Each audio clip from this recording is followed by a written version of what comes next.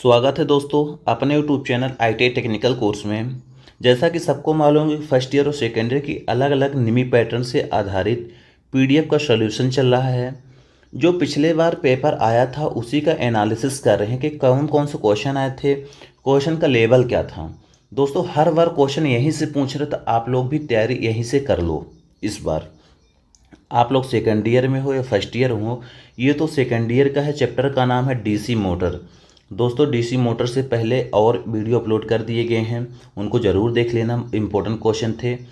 आज का है 87 नंबर से रहेगा 96 नंबर का क्वेश्चन रहेगा। हर एक वीडियो में आपको सिर्फ 10 क्वेश्चन मिलेंगे, बट 10 क्वेश्चन भी इम्पोर्टेंट क्वेश्चन हैं। और इसके बाद जो आप लोग ड्राइंग की और प्रैक्टिकल की और वर्कशॉप कैलकुलेशन की भी तैयारी करना चाहते हो, तो डिस्क्रिप्शन पे लिंक दी गई, आप लोग ज़रूर देख लेना। वहाँ पे सारी पेपर हैं। प्लेलिस्ट में भी चेकआउट कर सकते हो, वहाँ पे सारी इन्फॉर्मेशन आपको दी गई है। आज के फर्स्ट नंबर क्वेश्चन पे 87 नंबर पे जाएंगे और बात करेंगे। और उससे पहले आप लोग चैनल पे नए हो, चैनल को सब्सक्राइब कर लेना, लाइक कर देना, शेयर कर देना। हमारा जो 87 नंबर क्वेश्चन बोल रहा है आज का, आर्मेचर को संतुलित करने का सबसे प्रभावी तरीका कौन सा है। अब आप लोग को आर्मेचर मालूम होना चाहिए, आर्मेचर होता क्या है। उसको बैलेंसिंग करने के लिए, संतुलित या बैलेंसिंग करने के लिए सबसे प्रभावी तरीका, सबसे आसान तरीका कौन सा रहना चाहिए। ऑप्शन नंबर पहला जैसे दिया है स्थैतिक संतुलन, बी नंबर दिया है गतिशील संतुलन, ऑप्शन सी दिया है काउंटर संतुलन के साथ संलग्न, ऑप्शन डी दिया है सीसा भार संतुलन के साथ प्लग किया गया है। देखो दोस्तों, ऑप्शन 4 दिए गए हैं। ऑप्शन 4 में से आपको एक करेक्ट बताना। जैसे इसमें दिया है 87 नंबर का, 87 नंबर का जो करेक्ट आंसर होगा बी नंबर होगा गतिशील संतुलन। डायनेमिक बैलेंसिंग जो होता है वो होता है आर्मेचर को संतुलित करने का सबसे प्रभावी, सबसे आसान तरीका होता है। राइट आंसर इसका करेक्ट होगा बी नंबर। नेक्स्ट क्वेश्चन की बात कर लेते हैं। नेक्स्ट क्वेश्चन जैसे दिया गया है, DC स्टार्टर के प्रतिरोध को शुरू करने के लिए किस सामग्री का उपयोग किया जाता है। DC स्टार्टर के प्रतिरोध, DC स्टार्टर के जो रेजिस्टेंस होते हैं उनको शुरू करने के लिए जो सामग्री यूज की जाती है, जैसे ऑप्शन नंबर ए दिया है यूरेका, ऑप्शन बी दिया है नाइक्रोम, ऑप्शन सी दिया है मैग्नीन, ऑप्शन डी दिया है कांस्टेंट। अब यहाँ पे बोल रहा है कि DC स्टार्टर के प्रतिरोध को शुरू करने के लिए किस सामग्री का उपयोग किया जाता है। इसका राइट आंसर होगा ए नंबर यूरेका। दोस्तों जो यूरेका का वायर होता है उसी का हम लोग रेजिस्टेंस के रूप में यूज करते हैं। करेक्ट आंसर ए नंबर होगा। 89 नंबर क्वेश्चन दिया गया है, किसी DC कंपाउंड मोटर को अलग अलग लोड पर नियत गति से संचालित किया जा सकता है। कोई भी DC कंपाउंड मोटर हो उसको अलग अलग लोड पर जो नियत गति से, कांस्टेंट गति से संचालित किया जा सकता है, ऑपरेट किया जा सकता है। ऑप्शन क्या रहेगा।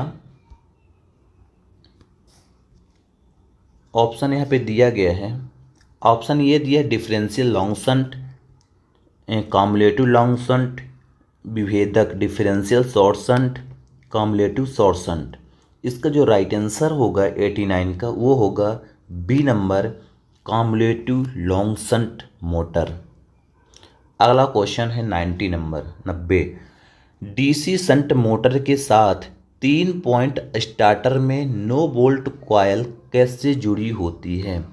अब यहाँ पे बात किया है NVC का, 9 वोल्ट कॉइल जो होती है NVC। अब ये पूछ रहा है कि जो DC मोटर होती है उसकी 3 पॉइंट स्टार्टर हम लोग यूज करते हैं, उसमें जो NVC लगाई जाती है कहाँ पे लगाई जाती है, कैसे लगाई जाती है। ऑप्शन ए दिया है सीधे आपूर्ति से जुड़ा हुआ हो, ऑप्शन बी दिया है आर्मेचर के साथ सीरीज में जुड़ा हुआ हो, ऑप्शन सी दिया है आर्मेचर के साथ समानांतर पे जुड़ा हुआ हो, ऑप्शन डी दिया है शंट फील्ड के साथ श्रेणी में जुड़ा हुआ है। इसका जो राइट आंसर होगा वो होगा 9 D number. Correct answer is D number कि जो हमारी NVC होती है, NVC शंट फील्ड के साथ श्रेणी क्रम में लगी होती है। नेक्स्ट क्वेश्चन है, आर्मेचर को संतुलित करने का सबसे प्रभावी तरीका कौन सा है? दोस्तों, जो आर्मेचर होता है, आर्मेचर को बैलेंसिंग या संतुलित करने का सबसे आसान तरीका या प्रभावी जो तरीका होता है, ये तो क्वेश्चन हो गया है। इसके आगे का क्वेश्चन है हमारे पास,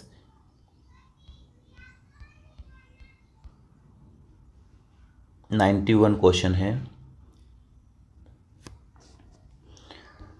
किस प्रकार की आर्मेचर बाइंडिंग का चित्रण किया गया है? यहाँ पे आपको आर्मेचर बाइंडिंग दिख रही है। इस आर्मेचर बाइंडिंग का नाम बताना है कि कौन सी प्रकार की आर्मेचर बाइंडिंग दी गई है। ऑप्शन पहला दिया duplex lap binding, triplex lap binding, simplex lap binding या डुप्लेक्स लैप बाइंडिंग। दोस्तों, यहाँ पे इसका जो राइट आंसर होगा 91 का, वो होगा A number, duplex lap binding. Correct answer लीजिए ए नंबर। नेक्स्ट क्वेश्चन जैसे 92 नंबर दिया है, आर्मेचर के लिए कौन सा ग्राउलर परीक्षण सचित्र है? आपको एक आर्मेचर ग्राउलर का डायग्राम दिखा रहा है, इसका नाम बताना है। इसमें आर्मेचर ग्राउलर है, आर्मेचर रखा हुआ है। ऑप्शन ए दिया है खुली कुंडली परीक्षण, ऑप्शन बी दिया है जमीन का तार परीक्षण, ऑप्शन सी दिया है लघुपथित कुंडलन परीक्षण, ऑप्शन डी दिया है लघुपथित कम्यूटेटर। अब यहाँ पे जैसे आपको दिख रहा होगा कि एक आर्मेचर है जो ग्राउलर पे रखा हुआ है। इससे अपन लोग टेस्टिंग करते हैं कि आर्मेचर पे शॉर्ट सर्किट या ओपन सर्किट तो नहीं है। इसी का मेजर करने के लिए हम लोग ग्राउलर का यूज करते हैं। बट इसका जो राइट आंसर होगा, इसका राइट आंसर ये होगा, ए नंबर करेक्ट होगा, खुली कुंडली ओपन क्वाइल टेस्ट एक जांच हो रहा भी फिलहाल। राइट आंसर लीजिए ए नंबर करेक्ट होगा। अगले क्वेश्चन की देख लेते हैं। अगला 93 नंबर क्वेश्चन है, डीसी मोटर में सामान्य से ऊपर और नीचे दोनों गतियों को प्राप्त करने के लिए किस गति नियंत्रण विधि को लागू किया जाता है? डीसी मोटर में सामान्य से ऊपर और दोनों गतियों को प्राप्त करने के लिए जो हम मेथड का यूज करते हैं, ऑप्शन जैसे पहला दिया है field control method, option B दिया है आर्मेचर नियंत्रण विधि, ऑप्शन सी दिया है टैप फील्ड गति नियंत्रण, ऑप्शन डी दिया है बर्ड लियोनार्ड गति नियंत्रण। दोस्तों, जो हमारा मोटर होता है, मोटर को स्पीड कंट्रोल और बढ़ाने और घटाने के लिए जो हम लोग विधि यूज करते हैं, ऐसी विधि होती है कि जो स्पीड को घटा भी सके बढ़ा भी सके। इसका जो राइट आंसर होगा वो होगा डी नंबर, बर्ड लियोनार्ड गति नियंत्रण। दोस्तों, बर्ड लियोनार्ड गति नियंत्रण के माध्यम से हम लोग स्पीड को घटा सकते हैं, बढ़ा सकते हैं। बट ये जो फील्ड नियंत्रण कंट्रोल विधि है, इसके माध्यम से हम नॉर्मल स्पीड से ज़्यादा स्पीड कर सकते हैं। जो आर्मेचर कंट्रोल विधि होती है, उसमें से नॉर्मल स्पीड से कम स्पीड कर सकते हैं। और जो बर्ड लियोनार्ड विधि होती है, इससे हम स्पीड घटा भी सकते हैं, बढ़ा भी सकते हैं। इसलिए इसका जो राइट आंसर होगा करेक्ट डी नंबर होगा। अगला क्वेश्चन है 94 नंबर, कम्यूटेटर क्यों तेज चमक उत्पन्न कर रहा है? कम्यूटेटर तेज चमक यानी स्पार्किंग क्यों उत्पन्न करता है? ऑप्शन पहला जैसे दिया है ब्रश की गलत स्थिति, ऑप्शन जैसे बी दिए है गलत फील्ड कनेक्शन, ऑप्शन सी दिया है घूर्णन की गलत दिशा, ऑप्शन डी दिया है गलत आर्मेचर कनेक्शन। अब यहाँ पे आपको ये बताना है कि आर्मेचर में स्पार्किंग क्यों होती है, सॉरी कम्यूटेटर पे स्पार्किंग क्यों हो रही है। इसका जो राइट आंसर होगा 94 नंबर का, वो होगा ए नंबर, ब्रश की गलत स्थिति। दोस्तों, जो कम्यूटेटर पे हम लोग ब्रश को कनेक्ट करते हैं, उस ब्रश को हम लोग गलत लगाते हैं, तभी तो स्पार्किंग उत्पन्न होती है। नेक्स्ट क्वेश्चन जैसे दिया गया है कि चल रही डीसी मोटर में प्रेरित ईएमएफ की क्रिया क्या है? डीसी जो मोटर होती है, जो उत्पन्न ईएमएफ होती है, उसकी प्रतिक्रिया क्या है? ऑप्शन नंबर ए दिए है लागू वोल्टेज की, ऑप्शन इसका जो राइट आंसर होगा बी नंबर होगा, लागू वोल्टेज का विरोध करता है।